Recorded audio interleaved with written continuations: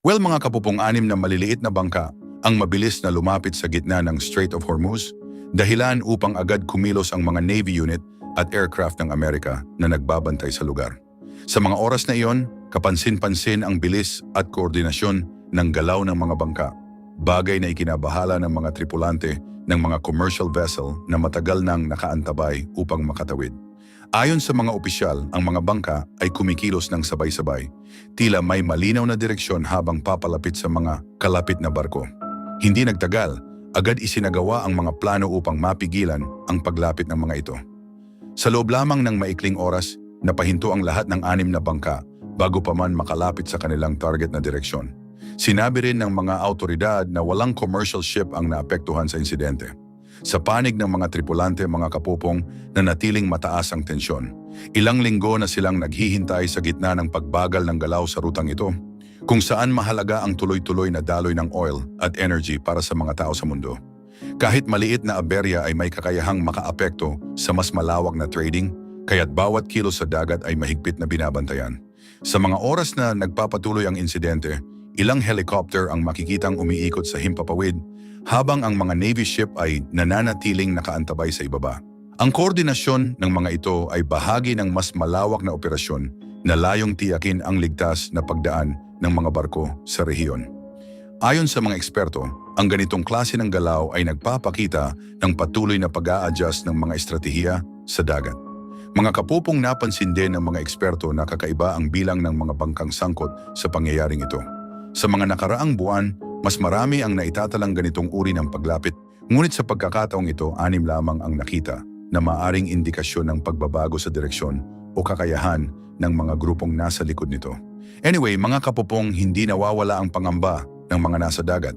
May mga naunang ulat ng mga lumilipad na device at iba pang uri ng long-range system na nakita sa himpapawid na nagdulot ng pagtaas ng tensyon sa buong rehiyon. Ilang barko rin ang nakaranas ng hindi inaasahang aberya sa gitna ng ganitong sitwasyon, kabilang ang isang cargo vessel mula sa Asia na nagkaroon ng seryosong problema habang nasa biyahe. Pero mga kapupong, sinabi ng mga opisyal na nananatiling kontrolado ang sitwasyon sa pamamagitan ng pinagsamang paggamit ng surveillance system, aircraft at mga barkong pandigma. Layunin nitong mapanatili ang balance sa daluyan at matiyak na magpapatuloy ang galaw ng supply sa kabila ng mga hamon. Matapos ang insidente, 2 commercial ship ang matagumpay na nakatawid sa ilalim ng mahigpit na pagbabantay. Para sa kanilang mga tripulante, ang paglalakbay ay hindi lamang simpleng biyahe, kundi simbolo ng unti-unting pagbabalik ng kaayusan sa rutang matagal ding naapektuhan. Mga kapupong, ang mga pangyayaring ito ay nagpapakita kung gaano kahalaga ang nasabing daluyan sa global trading.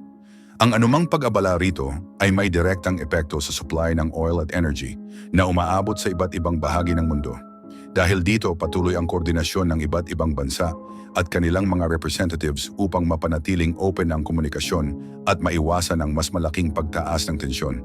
Nananatiling maingat ang galaw ng mga barko sa Strait of Hormuz. Bagamat bumabalik ang ilang operasyon, hindi pa rin nawawala ang pag-iingat ng bawat crew na dumadaan dito. Ang insidente ng 6 na bangka ay nagsilbing paalala kung gaano kabilis magbago ang sitwasyon sa dagat at kung paano ang maliliit na pangyayari ay maaaring magdulot ng malaking epekto sa mga tao sa mundo. Well, mga kapupong, si Donald Trump ay muling sinabi ang kanyang pagkadismaya sa direksyon ng negosasyon, lalo na sa mga mungkahi mula sa panig ng Iran. Bagamat may ilang pagtatangka na paglapitin ang 2 panig, nananatiling mabagal ang progreso. Ang Strait of Hormuz ay critical dahil dito dumadaan ang malaking bahagi ng global supply ng oil, kaya anumang abala ay agad nararamdaman sa pandaigdigang merkado. Mga kapupong, sa panig ng United Arab Emirates, sinabi ng kanilang mga opisyal na tila nahihirapan ng umusad ang usapan. May pag-aalinlangan sila kung gaano kaseryoso ang bawat panig sa pag-abot ng kasunduan. Samantala, iginiit ng Iran na handa silang makipag-usap, ngunit kailangan din umano ng pagbabago sa approach ng United States. Dahil dito, nananatiling open ang komunikasyon ngunit kulang sa konkretong resulta. Hindi lamang sa gitnang silangan nararamdaman ang epekto ng sitwasyon. Sa Europa, lumalalim ang hindi pagkakaunawaan matapos ipahiwatig ng United States ang plano nitong bawasan ang presensya ng militar sa Germany. Tinatayang aabot sa 5,000 personnel ang maaaring maalis, isang desisyong ikinagulat ng ilang European leader. Well mga kapopong, ang Germany ay matagal ng mahalagang base ng operasyon ng Amerika. Kaya ang nasabing plano ay tinitingnan ng mga eksperto bilang malaking pagbabago sa kanilang ugnayan. Para sa United States, bahagi ito ng mas malawak na plano na hikayatin ang mga kalapit na bansa na akuin ang mas malaking responsibilidad sa seguridad. Dagdag pa rito, sinabi ni Trump na maaaring isama ang Italy at Spain sa mga bansang maaapektuhan ng pagbawas ng tropa. Ito ay matapos tumanggi ang dalawang bansa na makiisa sa ilang operasyon na may kaugnayan sa Strait of Hormuz. Dahil dito, lalong naging malinaw ang pagkakaiba ng pananaw sa loob ng alyansa. Anyway, mga kapopong, sa mga oras na sinusubukan ng mga European leader na mapanatili ang balance sa kanilang relasyon sa United States, iginiit nila ang kahalagahan ng malinaw na plano at koordinasyon. Para sa kanila, hindi sapat ang biglaang desisyon, lalo na sa mga sensitibong issue na may kinalaman sa seguridad at trading. Patuloy rin ang pagtaas ng pressure sa Strait of Hormuz. Ang pagbaba ng bilang ng mga barkong dumaraan ay nagdulot ng pagtaas sa presyo ng oil at energy sa pandaigdigang merkado. Dahil dito, apektado ang iba't ibang sektor mula sa transportasyon hanggang sa manufacturing. Nanawagan ang United States sa mga kaalyado nito na tumulong sa pagpapanatili ng seguridad sa nasabing ruta. Ngunit may ilang bansa ang nag-aalangan dahil sa pangamba sa posibleng pagtaas ng tensyon. Ipinapakita nito kung gaano kahirap magdesisyon sa gitna ng ganitong sitwasyon. Well mga kapupong, ang epekto nito ay hindi lamang pangrehiyon kundi pandaigdigan. Ang pagkaantala sa supply chain ay nagdudulot ng problema sa trading at ekonomiya ng maraming bansa. Maraming kumpanya ang nag-aabang sa susunod na mangyayari dahil anumang pagbabago ay maaaring makaapekto sa kanilang operasyon. Sa kabila ng mga hamon, patuloy pa rin ang komunikasyon sa pagitan ng iba't ibang bansa. Ang China at iba pang mga bansa sa Asia ay nananawagan ng mapayapang resolusyon. Para sa mga tao sa mundo, mahalaga ang katatagan ng Strait of Hormuz upang mapanatili ang maayos na daloy ng trading at energy resources.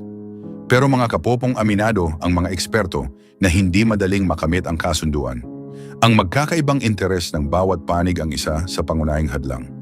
May ilan na naniniwalang posible pa rin ang progreso, ngunit kailangan ng mas maingat at malinaw na plano mula sa lahat ng involved. Sa mga oras na nagpapatuloy ang negosasyon, nananatiling kritikal ang papel ng mga bansang direktang apektado. Ang kanilang mga desisyon ay may malaking epekto hindi lamang sa rehiyon, kundi sa buong mundo. Sa ngayon, wala pang malinaw na direksyon kung paano tuluyang maayos ang sitwasyon, ngunit patuloy ang pag-attend ng mga leader at representatives sa mga pagpupulong upang hanapan ito ng solusyon.